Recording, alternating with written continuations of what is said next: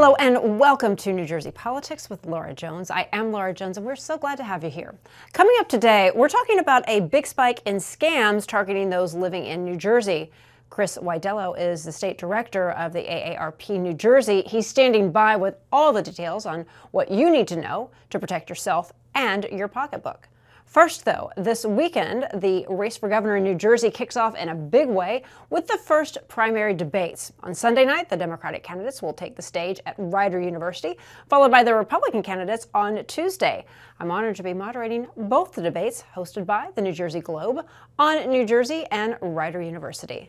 Joining me now is the organizer and one of the panelists for the debate, David Wildstein, editor of the New Jersey Globe. David, good to see you. Welcome to the show. Thank you. Thank you. We're all looking forward to what's coming up. It's going to be a lot of fun. Oh, it is. So Sunday's Democratic debate, this is going to be the first real introduction to many of these candidates for voters outside of the New Jersey political world. Like insiders, we know their names, but again, it's the first time a lot of people are going to see them on the stage. So first and foremost, let's go over the names of our viewers so we know the players. Let's start on the Democratic side. All right, so we have I'll try to do it alphabetically so I don't get in trouble. Okay. But Raz Baraka, mayor of Newark, Steve Fulop, mayor of Jersey City, Congressman Josh Gottheimer, Congresswoman Mikey Sherrill, Sean Spiller, former mayor of Montclair and the president of the New Jersey Education Association, and former Senate President Steve Sweeney. I mean, it's a formidable field of six candidates, all with a viable path, some stronger than others, but all with a path of winning that primary. Yeah. So let's talk about how important this moment is for them to define themselves and their vision for the state. And what dynamics are you expecting to see on that stage? Yeah, well, first of all, it's becoming harder and harder in the absence of a vibrant local print media. The Star Ledger's last newspaper is Sunday morning, February 2nd, and then they're gone. They will no longer be the largest newspaper in New Jersey. Is finished. And it's becoming increasingly more difficult for candidates to become well known. There was an Emerson poll last week that showed these candidates all within 6 points of each other, almost the margin of error. Mikey Sherrill was in the number one spot, but she was at only 10%. So we've got a debate coming up much earlier than anybody's ever really had them before, but it comes at a time where candidates have no way of reaching real voters other than their paid communications. And I think it's important for real voters and for rank and file party leaders, local elected officials making decisions on endorsements, to hear what the candidates have to say and see how good they are up against each other. There are a lot of things that we'll all be watching for, but one is that I think is maybe at the top of the list is who attacks who.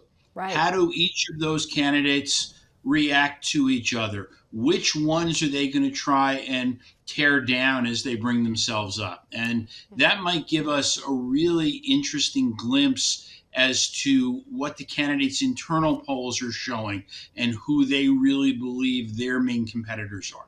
I'm still stuck on February 2nd, the day that print media dies in New Jersey, really, and the significance of that. I mean, just, 5-6 years ago, I can't imagine a world where we don't have the Ledger, where we don't have this, and that really is significant. Just what are your thoughts on that? I mean, for people like you and myself, we've been around. I mean, that was it's really hard to grasp. I mean, Trenton Times is gone. Everybody's gone. Yeah, I mean, Jersey Journal's shutting down. The South Jersey Times is going away. I mean, it's as a former Star Ledger paper boy and teenage sports correspondent in the 70s. I mean, I grew up on the Star Ledger, and they taught me a lot about politics and government. It's really, it's sad to see them go. It's dangerous for democracy to see them go. But at the same time, I don't even say a little. I'm really angry Yeah. at the leadership of these newspapers. They've had 25 years of notice to know that they were on a decline. They had a lot more notice than fax machines had before there was email, and they didn't do the steps they needed to do to save their industry, and that really makes me angry. And I remember, Mike Kelly from the Bergen Record, and I think Gannett is next to go. I think they're on life support. But I remember, when I had my first website back in the early 2000s, that you generously helped put on the map. Oh, So thank you for you're that. welcome. You're welcome. Welcome. But I remember, Mike Kelly writes a column for the Bergen Record, and he says, "Oh, the internet is a fad. People will always get their news from newspapers." First of all, nobody ever accused Mike Kelly of being terribly smart. But on the other hand, he just he missed the whole thing that the world was changing. Right. Yeah. And now what you've got is it's becoming increasingly difficult for somebody who's running for public office to be known. So Yeah. voters need to make decisions with less information than they've ever had. I mean, that's why it's so important. Things like Right. On New Jersey doing a morning Yeah. news show and bringing local news, because this is it. I mean, Right. we are now what's left Yeah. of the media. Yeah. And you know, I mean, I'll say it because I'm a lot older than you.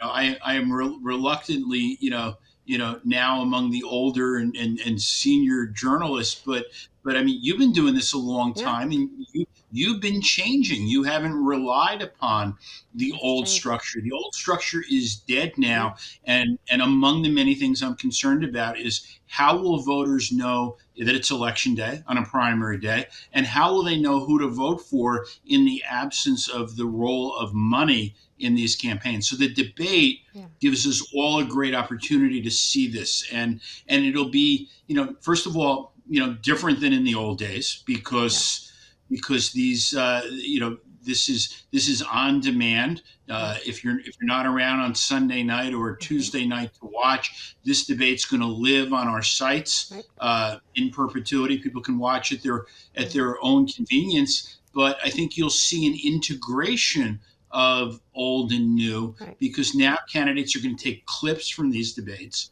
and they're going to put them out on their website, on social media, on their digital ads, and use those clips as a way of building a relationship with voters. Yeah. So, what kind of messaging do you expect from the candidates? Do you think there are particular issues that are going to dominate the discussion? Do they have those sound bites planned in their minds with the intent of, this is what I hope will go viral, this is going to be what sounds good on my social media post? What do you think?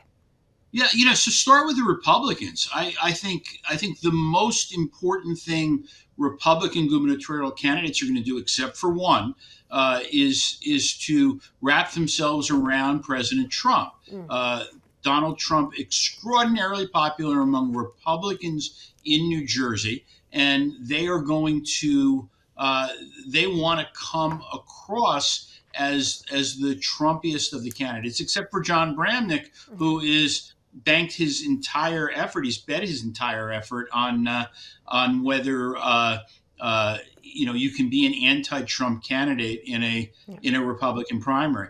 On the Democratic side, I think it's going to be interesting to see how the candidates deal with the incumbent, Phil Murphy, who is term limited. Are they going to embrace the things he's done? Or are they going to publicly disagree with parts of his administration? I think you're going to see some of the candidates more to the left try and call out Democrats that are at the center of the ideological spectrum. I think you're going to see Raz Baraka try and change the electorate by engaging voters of color and try and get low propensity voters to participate. I think he'll talk a lot about social justice issues and issues of equity and parity. I think you'll see Josh Gottheimer talking about his property tax cut plan and just his willingness to cut property taxes. I think you'll see I think you see Mikey Sherrill talking about affordability issues and about women's reproductive rights. But Yeah. this is their chance to get known. Yeah, and so we've got and the four Republicans that we have. You want me to? Would you like me, or would you like to go? Sure. Yeah. So we've got Jack Ciattarelli, former state assemblyman, two-time Republican nominee for governor. We've got John Bramnick, state senator, former Assembly Minority Leader. Edward Durr, who is the former state senator, also known for that 2021 election upset. And then we've got Bill Spadea, radio host and political commentator. And with the state kind of shifting more towards purple when you look at the presidential election, right? We know that this is kind of the presidential election is the warm up for the gubernatorial race. But the way New Jersey trends in their gubernatorial elections as the way they trend Democratic for the national elections. Can you talk a little bit about that and that dynamic? Yeah. Laura, you're setting me up here because I always geek out on these things, but New Jersey in 1947 had a constitutional convention, and they specifically decided that they wanted gubernatorial and state legislative races in odd number of years, one of 5 states in the country that do it that way, because they wanted these elections fought on state issues and not federal issues. That's not happening anymore. Now you're looking at people really looking at these federal issues, but New Jersey's got this weird phenomenon that it had been more of a blue state in federal elections. Hasn't elected a Republican U.S. senator since 1972, hasn't gone for a Republican presidential candidate since 1988. But in the last 14 gubernatorial elections, Democrats have won 7 and Republicans have won 7. Right. And what that means is that independent voters in New Jersey and some Democrats, they sort of like having a Republican governor, and they like having that mix. And it rarely happens that a party will win 3 gubernatorial elections in a row. So while people think they, I agree with you. New Jersey showed signs of heading purple in a federal election last year, but New Jersey has always been purple in governor's races. Right. Yeah, the pendulum swings back and forth. Let's talk a little bit about the debate. All right, so it's set for an hour and 45 minutes. You've got 6 candidates on the Democratic side, 4 candidates on the Republican. So, when it comes to planning and structuring the time, what issues do you think that you want to prioritize for the candidates to address? And what is it that you want voters to walk away with? Because again, this is the first time we're going to be seeing all of them together. Yeah, I mean, this is, from the voter's standpoint, this is a first date. It's almost like a speed dating round. And they are, they're really looking to see if each of these candidates, they're sort of seeing, can I see myself spending the next 8 years of my life with this person in charge of making New Jersey more affordable, with educating my children, with allowing me to get better access to healthcare, to mass transit. I think that's the whole thing. I think it's in February. There'll be at least 2 more debates before the primary that are sponsored by the Election Law Enforcement Commission. But I think this is first date time, and and thankfully for you and I, it's been a long time since we have been on our respective first dates, and never to be again, but that's what it's like, right? You sit across from a person and you sort of get a feeling of, do I like this person? Is there something there? Is there an attraction between this candidate and me? Is this, it might allow voters to sort of winnow, down the field, and they may look at it and they may say, boy, I never heard of Sean Spiller, but I really like him. Right. Or, I'm not familiar with John Bramnick, but I could see myself voting for him. Right. And that's really what I think. That's really what it is. This is as much a debate about first impressions and building a relationship as it is about talking about the issues. David, You we're are. looking forward to seeing you this weekend. And as this race continues, never a dull moment. We're in for an exciting ride because, again, it's an open seat. Governor Murphy can't run for that third term. So thank you for joining us and for giving us a great preview at what we're going to see. Thanks, Laura.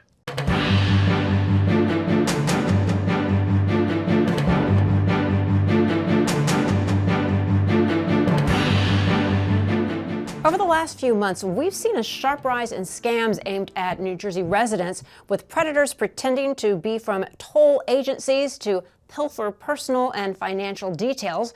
Joining us now is Chris Widelo, State Director of AARP New Jersey. Chris, thank you for being with us. Good to see you. Thanks for having me, Laura. Good to see you as well. Can you explain what this, it's not phishing, it's called smishing, SMS, smishing. What is it and how is it being used in these toll scams? Sure. So we've seen a significant uptick in using text to perpetrate scams. You will likely get an alert saying that you owe something. In this case, that you have an unpaid toll. So the assumption is you maybe went through the toll gates and didn't pay, or your transponder didn't register the transaction. And there's usually a link, and a lot of people are clicking on that link, and it is a fraudulent text, and their money is gone. Right? They're paying this toll. It's usually a reasonable amount where you're not too right. We're not talking hundreds of dollars, but usually a small amount. But nonetheless, that adds up, and so it's just another way that these criminals who are fraudsters are targeting people across the state. Yeah, and you don't think so much about it coming through as a text. So are there any signs that we need to be looking for that will give us a red flag as to this isn't necessarily a toll agency? Yeah, and that's it. And they're imposter scams, right? They're meant to look authentic. They may use they steal the logo, or they use language to make you think it's right. In New Jersey, we're pretty familiar with Easy Pass, and it feels official. So you say, oh, maybe this happened. I think in many cases, unfortunately, the burden is on us to be proactive. So if you receive this text, and this is the first time you're receiving it, and you haven't signed up for these types of notifications, you should absolutely just delete it, right? There's no reason. Usually, if there's a violation, it comes by mail. The next thing you can do is log into your toll account if you are a customer and of Easy Pass or whatever the agency is, and see if there is a some type of toll owed. But typically, it isn't collected via text. Why would they have your phone number? That should be the first question that you ask yourself. Why would they have my phone number to text me? Okay, all right. So that's the big red flag, is these things normally don't come through text. But again, it's easy to think, well, maybe they are starting to move to text. And if you've fallen victim to a scam because you're not thinking, don't realize, what steps do they need to take to protect themselves? Sure. I think if you have any type of recourse, usually they don't choose traditional transactions. They're not asking for, a credit card or, right. They're trying to use methods that would be not traceable. So a lot of times it's not recourse through the normal, safeguards that are in place with banks or through a credit card.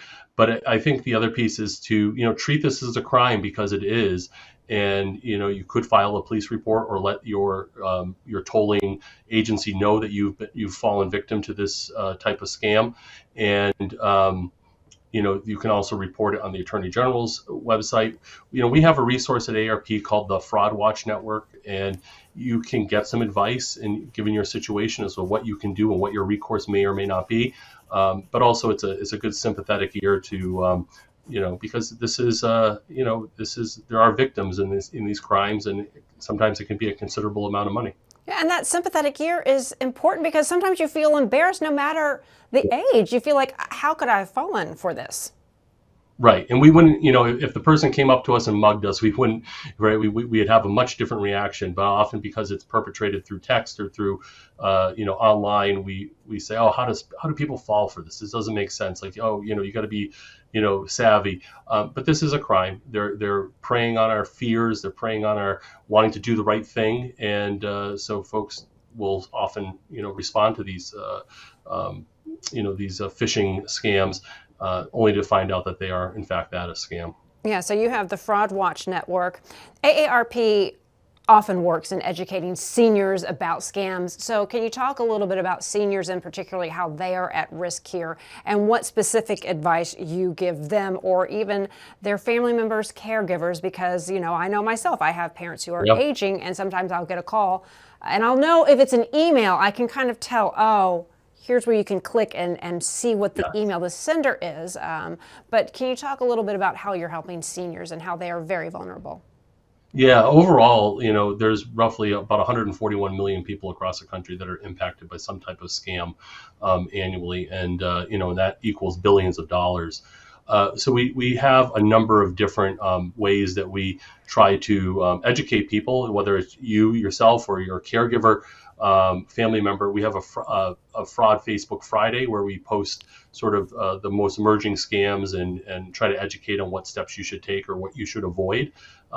We have an annual fraud summit that we hold here in New Jersey, and we're already starting the planning for this fall rather, to bring together some of the top experts from across the state and across the country to help educate people, help stay one step ahead really. And one of the best things that I think that we offer is we have a speakers bureau, which are trained experts that can go out to different community groups and educate them on fraud and scams. And it's a free service that we will go out to most any group and do.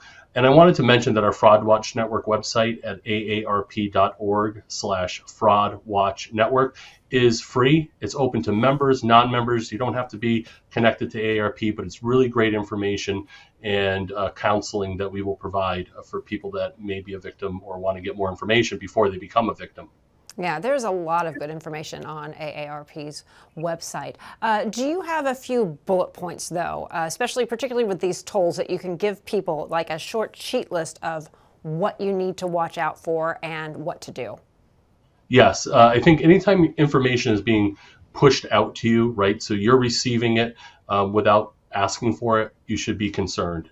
Even it could be legitimate, you don't know, but it's better to be careful. So the first thing is if you did not ask for this information and it's coming to you, you should treat it as being suspicious, and you should be proactive and reach out to the tolling agency or the credit card or the entity that is saying that they need something from you.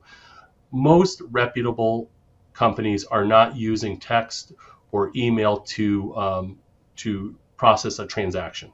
Right, it's done either through the website where you're going to it, you're logging in, where it's secure, not through providing information via text, via email, or even the phone in some cases. Mm-hmm. So I think that is really the big key, is that if you're saying, why did I receive this?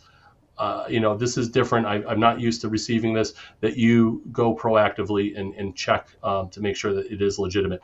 If you get a phone call, hang up the phone, call that company, say you do have a bank account with a certain institution, call them and say, are you trying to contact me regarding whatever that is? And that way, you're in control of the process. That's good advice. Just don't take the phone call, or I'm going to need to call you back, and end it there. Right. Or go look in old-fashioned snail mail too, to look to see if they really do have something that is owed. Absolutely. And if you have a loved one, a family member, kind of like just a sounding board, somebody, don't hesitate to reach out to them to say, does this sound right? Should I respond to this? Because sometimes it's good to have consult with somebody, even if it's just a friend or a family member, just to make sure that before you do something. And the other key is, they often want to do things through gift cards or electronic transfer. Cryptocurrency is becoming a big thing. Want you to buy some cryptocurrency to complete this transaction. That is a red flag all the time. So, if it just doesn't sound right, there's nothing wrong with pausing and being proactive or checking in with somebody to make sure that it is legitimate. Yeah, so trust those gut instincts for sure. Now, you mentioned that you had a group on social media where people can go on Fridays to take a look at what's, to commiserate, I guess, and to see what's happening. Sure. I invite folks to check out our Facebook page. It's Facebook/AARPNJ. And every Friday we post a different tip or something that people should be aware of to keep them on their toes, because these frauds, these criminal activities evolve very quickly. quickly. So we want to try to push out the most relevant information so people can protect themselves. Yeah, and finally, how can people report these scams? And can you talk about the importance of reporting it? You know, you figure out, okay, this is a scam, but I'm not going to do anything about it. I caught it for myself. But how important is it in stopping and shutting down these criminals? Because this is criminal behavior, a very lucrative criminal behavior. It certainly is. And I think often people are embarrassed. They say, I can't believe I fell victim to this, right? I should have been, more aware, and right. But that's not the case. You were a victim of a crime, all right? Just because it was done over the internet or through text doesn't make it any less of a crime. So I think it's always a good idea to reach out to your police station, let them know that you were a victim so you have a report on file. I invite you folks to reach out to the Fraud Watch Network, aarp.org/Fraud Watch Network. And those experts can tell you exactly where you need to go based on the type of fraud that was done, and also, give you some, some advice, or at least help with consoling, the person. The Attorney General's office, they often have complaint forms for people that have been a victim of fraud. The type of fraud may also open up doors to different other areas, whether it's done through the mail or it's done online. So really, I invite people to check out our resources because we can help direct people in the right direction. Yeah, because you're not overreacting, no matter what the monetary amount, you're not overreacting when you've been scammed. You're not. All right. Chris Widelo, New Jersey AARP, thank you so much for taking the time to talk to us. Thanks so much, Laura. And that will do it for today. I'm Laura Jones. Thanks so much for watching New Jersey Politics. We look forward to seeing you back here next time.